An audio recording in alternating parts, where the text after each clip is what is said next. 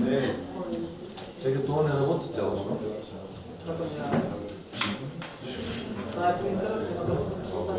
Со симулација на денот на изборите, начинот на гласање се спроведуваат обуките со кои се опфатени сите избирачки одбори на територија на општина Штип. Обуките започна на 25 септември и ќе траат во периодот до 16 октомври. Секој ден се реализираат по 2 обуки со кои се опфаќаат сите активности кои треба да се спроведат на денот пред изборите и на самите избори. Обуките започнаа од 25 септември. Опатени се сите избирачки одбори на територија на општина Штип.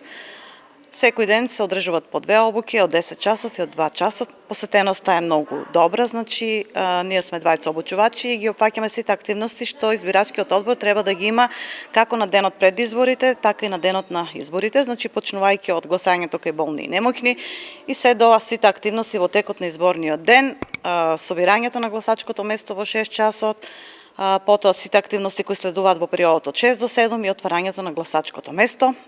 Текот процесот на гласање го опфаќаме, потоа затварањето на гласачкото место, ги сумираме резултатите, го потполнуваме записник 16, го пакуваме материјалот, значи сите активности што избирачкиот одбор ги има во текот на денот пред изборите и на денот на изборите.